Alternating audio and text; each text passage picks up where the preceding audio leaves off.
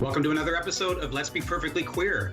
On tonight's show, it's all about Fierte, Simcoe Pride, and the 2020 festival. I have some amazing guests with me tonight from the organization, and here are their introductions. First, we'll start with Parker Buchanan. Parker is a barista by day, but an artist, an organizer, a Pisces, and an outspoken advocate of the 2S LGBTQIA plus peers by night. A hot-blooded, feisty high femme, Parker is passionate and dedicated to their work on queer liberation, body positivity, and neurodiverse disability justice. Parker has been formally involved with the community since working on their secondary school's GSA, which is a gay-straight alliance. They started their journey as a volunteer for Fierte Simcoe Pride's annual Pride Festival in July of 2019 and joined the board of directors as a social media coordinator in December of 2019. Welcome to the show, Parker. Thank you. Thank you for having me. And joining Parker, anyone that knows Fierte Simcoe Pride will know Keegan. Keegan Hobson is a post-secondary student who is engaged in his local communities through direct action, volunteer work, and organizing. Centering harm reduction and restorative justice approaches, he is passionate about mental health advocacy, comprehensive sex education, and Indigenous sovereignty. Keegan is currently attending Ryerson University in Toronto for his Bachelor's of Science work, or social work rather, with a minor in disability studies, which I did not know. I didn't know about the minor. He is active in his local kink communities and is fierce in the pursuit of conversations around consent, embracing discomfort, setting boundaries, and leather culture. He's been organizing with various organizations across Canada since 2015 and is currently the president of Fierte Simcoe Pride. Keegan, welcome to the show. Thank you for having me. It's a pleasure. I'm very grateful that you've agreed to be on the show to let folks in the area know what's going on with the Pride Festival this year. So let's get right to that. And I'll start with you, Keegan. Can you give us a rundown of what the festival is going to look like in the era of COVID-19? Yeah, so it is absolutely looking a little different these days. We are committed to hosting an entirely virtual event this year. Everything's going to be online, which is incredibly exciting because it also makes it considerably more accessible, especially as we're located in such a widespread rural community. Right. Some of the key events that we've done in past years that we're bringing back this year with like our amazing dedicated team of volunteers is our annual drive-in with the Barrie Sunset Theatre. We are doing a Trans March Caravan edition. We're doing Pride Prom virtual, we're hosting a mini conference for education, and we're also doing our annual awards gala online this year. That's sweet. Now, are you doing anything that involves any physical distancing other than obviously the caravan, but any other events where folks will actually be able to meet in person and stay physically distanced and wear masks and whatnot? Or will everything just be online? Unfortunately not this year. We are committed to strictly online.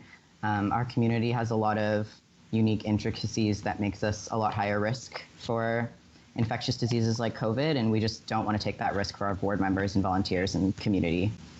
That's very fair. That's very fair. So, and your role in all this, Parker, as the social media coordinator, what does that look like? What does Parker do as a social media coordinator with Fierte Simcoe Pride?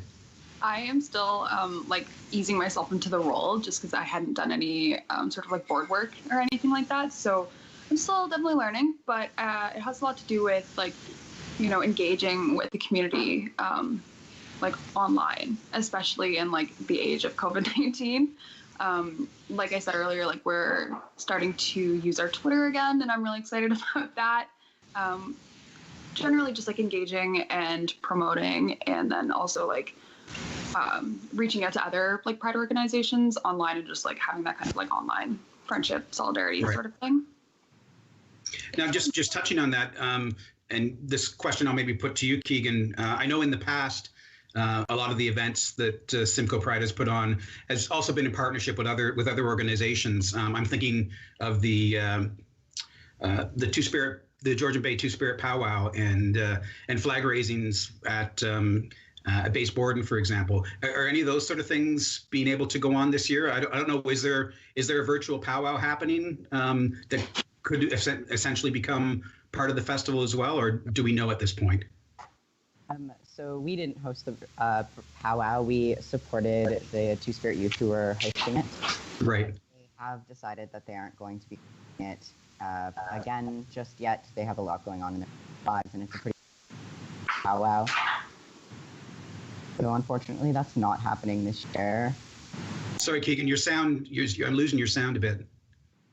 Apologies. I will speak That's right better. into my mic. So unfortunately, those events are not happening this year, and we don't have any set events that are for sure like this is our partner event. We will be hosting our monthly coffee social that we do with the Gilbert Center that's gone virtual. But other than that, we're kind of just trying to make these events happen virtually and totally willing to work with whoever wants to work with them. Awesome. So just based on the information that I've received, the mini conference, you're doing that on July 31st?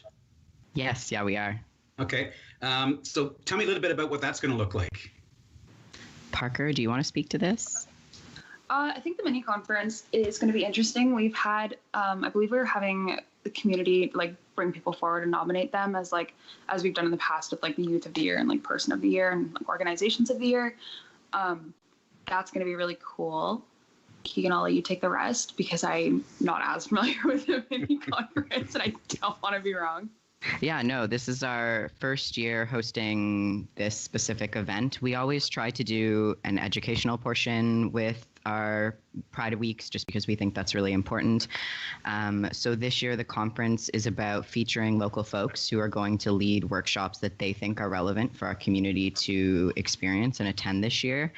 And throughout that, we're asking that folks donate or pay a small pay what you can ticket price, and all of those funds will be split between the folks who speak. That way they have something for their time and energy. It's fantastic. Yeah, it's really exciting. And do we know what? Do you have any speakers lined up or any like what? I'm curious. Is this sort of the aspect of the festival this year? I know you mentioned education as key, and I think that's something that we see with Fierte Simcoe Pride throughout the year, not just during the 2 weeks of the Pride Festival. Certainly, with all that's going on in the world right now and all that's come to light during COVID-19, obviously anti-Black racism and sort of a focus on what that looks like within the queer community and more specifically the Black and Indigenous and other people of color within the queer community and trans folks. Is this where the sort of platform where those conversations are likely to happen during the festival this year? Yeah, I absolutely think so. We're currently waiting on a reply with a really fantastic speaker to speak about like Black and Indigenous communities and the way they intersect with 2S LGBTQ community and what we can do to show up for those folks. We have someone who will be presenting on the history of like queer movements across Simcoe County specifically. And the other event that we have confirmed is we have somebody who's going to be speaking about ace spectrum identities and what those spaces look like in our communities and how we can better build spaces for those folks. That's wonderful. And that's on the 31st, and it'll be spread over a few different time slots, I assume then, or? Yeah, there's ideally going to be 4 time slots for speakers, roughly 25 to 30 minutes each, and folks can choose to attend the whole way through or just attend for a specific speaker if that's what they want to come for. Great. And will there be a chance for interaction with the speakers, a Q&A session after their presentations, or do we know yet? Ultimately, I do think it's up to the speakers, but I imagine everyone will want to have facilitated roundtable discussions because I think that's one of the most exciting part about events like this is being able to like have those hard conversations and talk through things as a community. Great. Okay. And then we've got the Pride Prom on August 1st. Parker? Yes. What's Pride Prom going to look like this year for folks? I actually attended my first Pride Prom with FSP last year, and to say I had the time of my life would probably be an understatement. Cool. It was really cute, and I think this year it's going to be definitely different. Since everything's virtual, we're hiring like a local DJ who's like in the community. We are being sure that like we're trying to look at like Pride Monarchs again. Trying to engage with the community over like social media. We're like in talks of doing something TikTok related, I believe. And that's going to be really cute. I think it's really special that we have Pride Prom, even though we're doing it online. I like I know like a lot of kids are missing their like actual proms this year, and Yeah.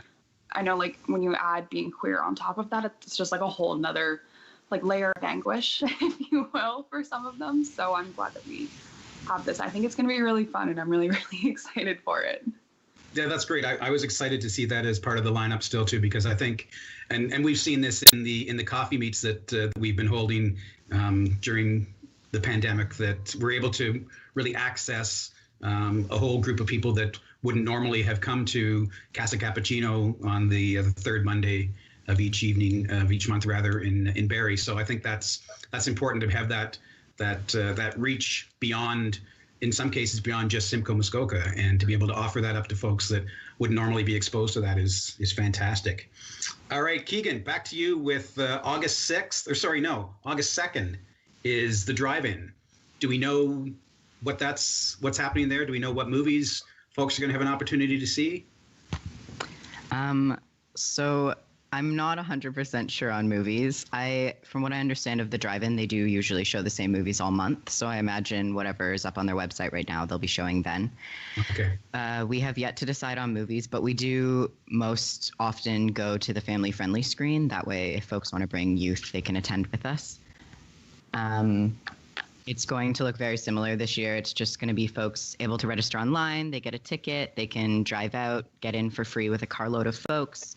They can choose to come and watch the movie with us or go to a different screen. And it's just a kind of cool opportunity to share space, support a local business.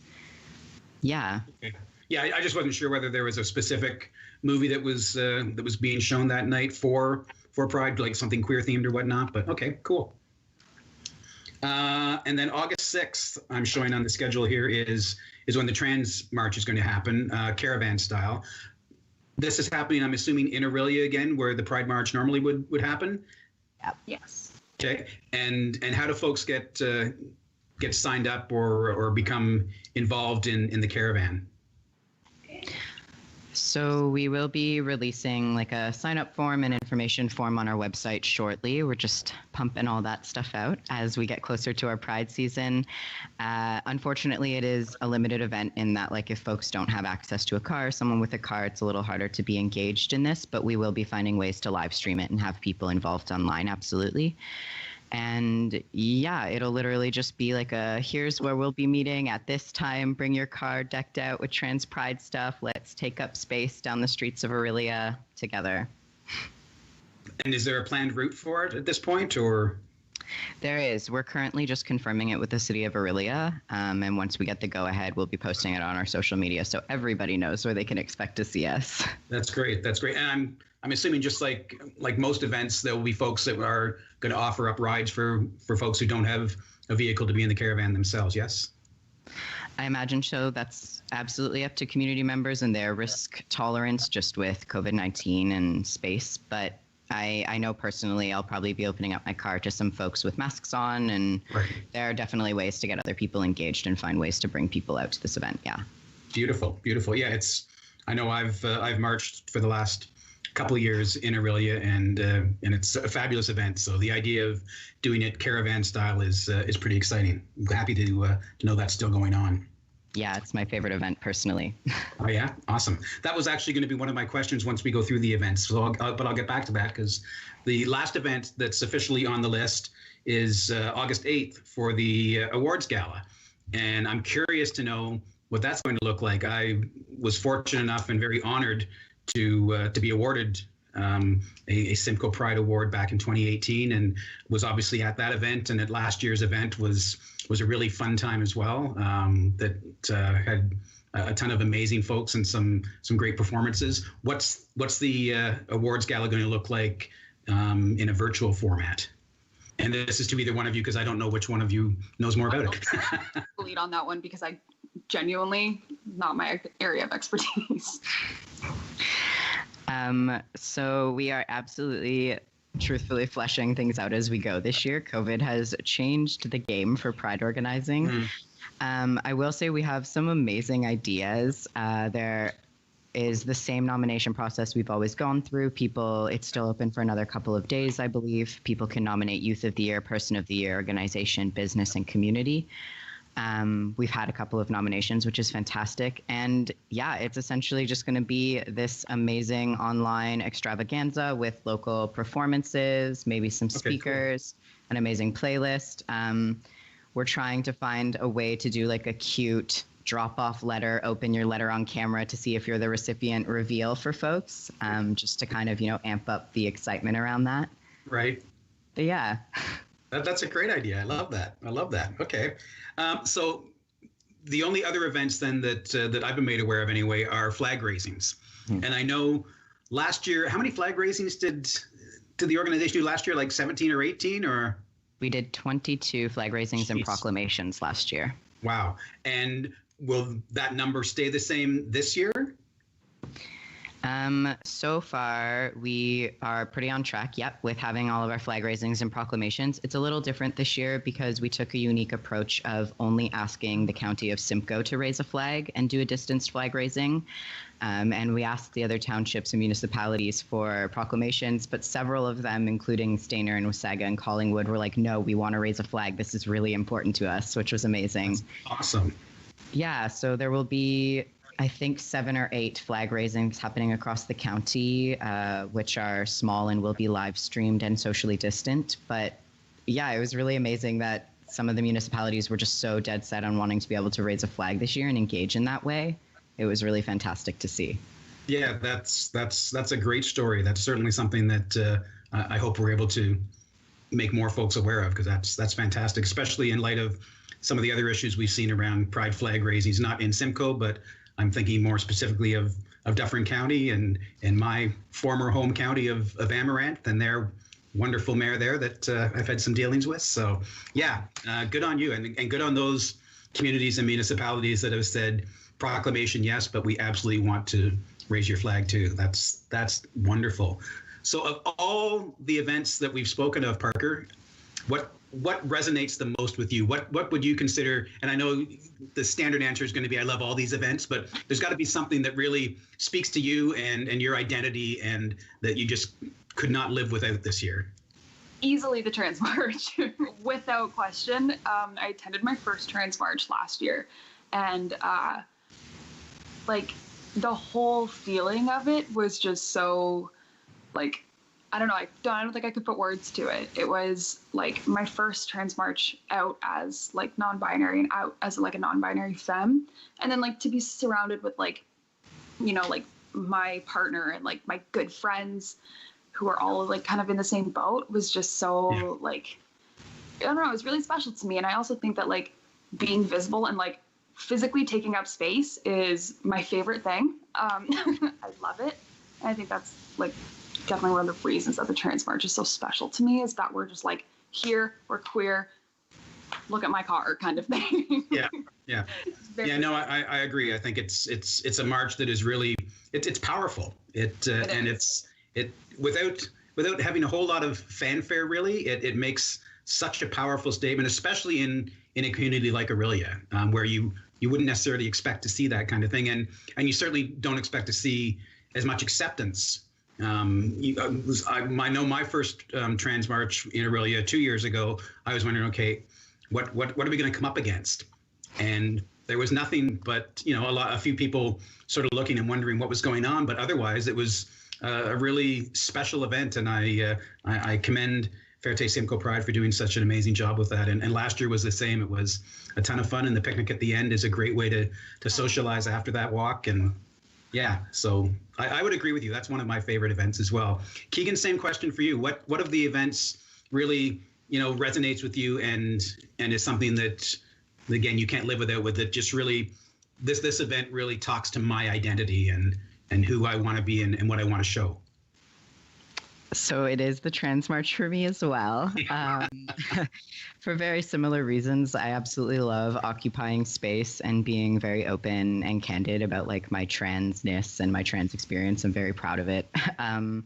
I've also been lucky enough to be involved in the Trans March since our first one and was the chair for our first one 5 years ago, I believe. Oh my goodness. Wow. And so it's been really fantastic watching it grow from like a kind of small event to suddenly we had like pretty massive numbers for Simcoe County and organizations reaching out like last year wanting to do picnics after and finding ways to support us. And yeah, it's been amazing. I think that's the event that no matter how exhausted I am after planning and working the entire Pride weeks, I'm like, yes, okay, like this is what it's for. This makes it worth it. I can do this again next year. Yeah, I can definitely see that. It's definitely for me, it's sort of the jewel in the crown of the festival for Simcoe Pride. Now, last year was the first year that the festival had a large sort of venue set up with vendors and the party at Heritage Place.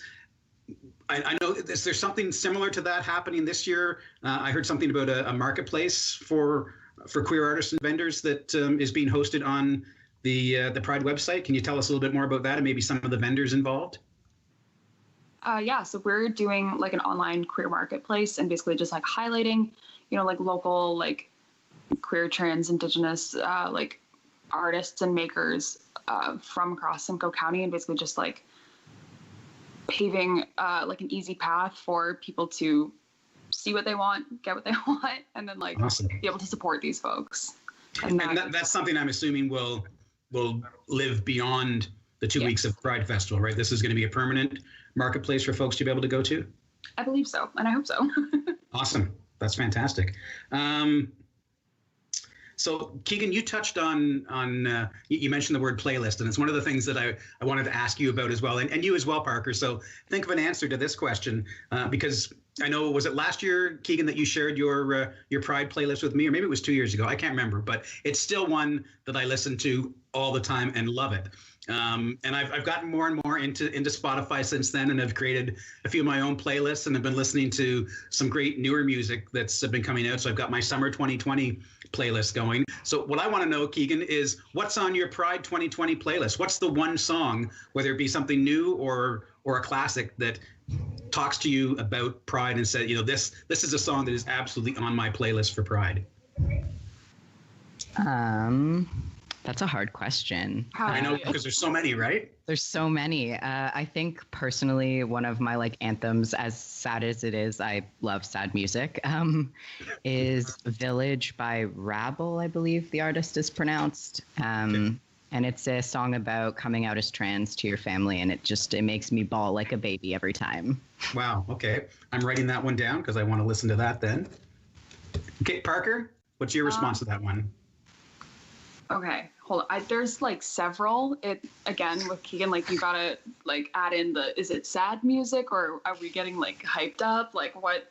What's your Pride anthem? Give me your Pride anthem. True Trans Soul Rebel by Against Me has lately been the one. My partner put me on Against Me, and we saw them live, like I think it's September, and seeing that live like absolutely changed my life. So that's going forward. It's just like a good like, I'm trans, I'm queer, I literally do not care what you have to say about it. Right. And that's special to me. Okay, cool. I've got both those written down, and when we are done this taping, I will be listening to both of those then. Cool. So we're getting short on time, but I do want to ask both of you one final question.